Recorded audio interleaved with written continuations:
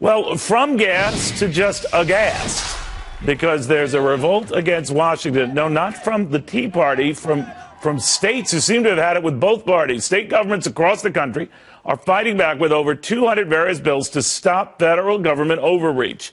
Former New Mexico governor and presidential candidate Gary Johnson says they have every right to be, and that this should be the start of a state surge across the country. They've more or less said, Governor, enough is enough. Do you agree?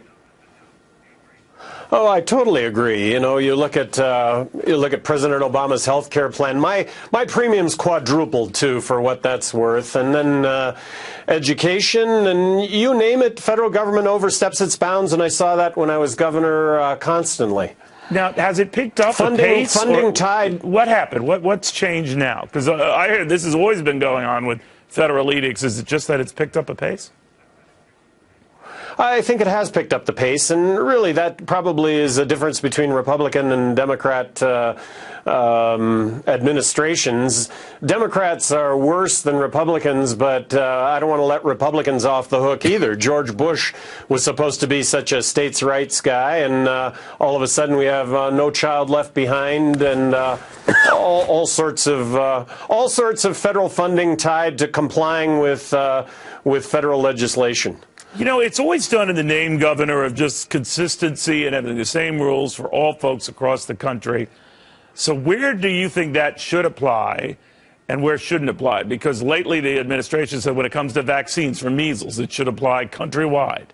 And that it's dangerous when states start arbitrarily making their own rules in that area. Where do you draw the line between what the federal government should do and what states should do? Well, the notion of commerce, that you can't have a requirement driving into Texas that your car wheels can't be bigger than 23 inches. I mean, there's a real legitimate argument out there that there needs to be consistency from one state to another, lest you break those laws. But with regard to spending states' money and states setting up priorities, and the notion that states are 50 laboratories of best practice, you know, let them have at it.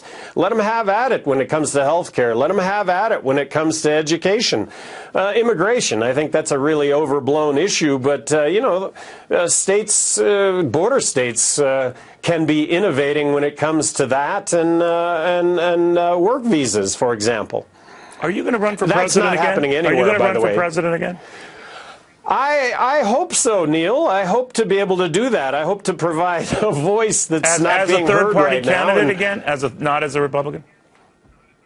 Yeah, as a libertarian, as a third party. You know, the ideal label right now is independent, but that's a tough nut to crack. I mean, you got to get on the ballot in enough states to run for president. We're suing the Presidential Debate Commission right now on the basis that if you're on the ballot in enough states to mathematically qualify to become president, shouldn't you be in the debates, or at a minimum, shouldn't you be in the polls that determines who's in the debates? You know what was weird about the debates, too? They would base it on polls that were all over the map. One state would allow you in if you were polling 10% or better of the vote. So you're relying on the reliability of the poll, which can be specious.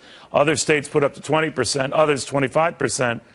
Doesn't that beg for standard rules, which kind of gets us back to a federal standard for this that can't be gerrymandered by various states and municipalities?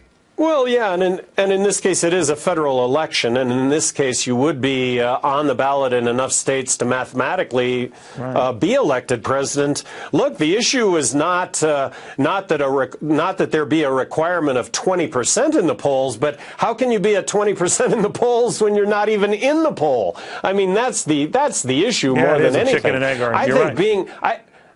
Yeah, well, just being in the poll, I think, has a self-fulfilling prophecy. Oh, gee.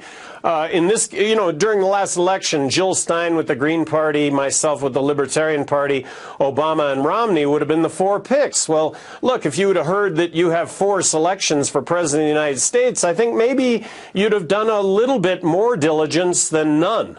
Well, Italy, where they have, 12 guys running for office at once, they had 80% turnout. Italy.